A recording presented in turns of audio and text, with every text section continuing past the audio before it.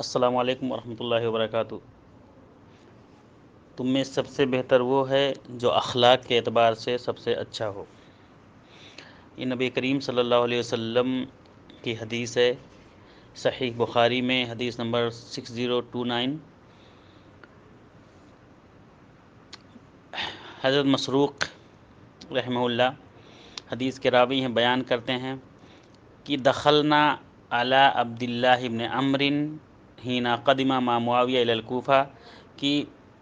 عبداللہ ابن عمرو بن عاص رضی اللہ تعالیٰ عنہ جب حضرت معاویہ رضی اللہ تعالیٰ عنہ کے ساتھ کوفہ تشریف لائے، فذکر رسول اللہ صلی اللہ علیہ وسلم، تو عبداللہ ابن عمرو بن عاص رضی اللہ تعالیٰ عنہ نے نبی کریم صلی اللہ علیہ وسلم کا ذکر کیا، فقالا، اور فرمایا، لم یکن فاحشا ولا متفحشا،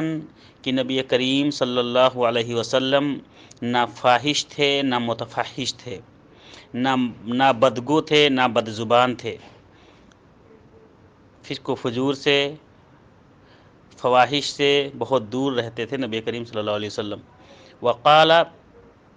قال رسول اللہ صلی اللہ علیہ وسلم، اور عبداللہ ابن عمرو بن عاص رضی اللہ تعالیٰ عنہ نے کہا کہ نبی کریم صلی اللہ علیہ وسلم نے مزید ارشاد فرمایا،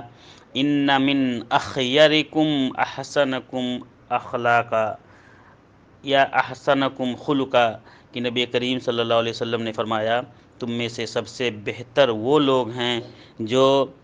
اخلاق کے اعتبار سے سب سے بہتر ہوں، جن کا اخلاق سب سے اچھا ہوگا وہ سب سے بہتر ہوں گے۔ اور دوسری حدیث میں نبی کریم صلی اللہ علیہ وسلم نے فرمایا کہ قیامت کے دن میں مجھ سے سب سے زیادہ قریب وہ شخص ہوگا جس کے اخلاق سب سے اچھے ہوں گے۔ السلام علیکم ورحمۃ اللہ وبرکاتہ۔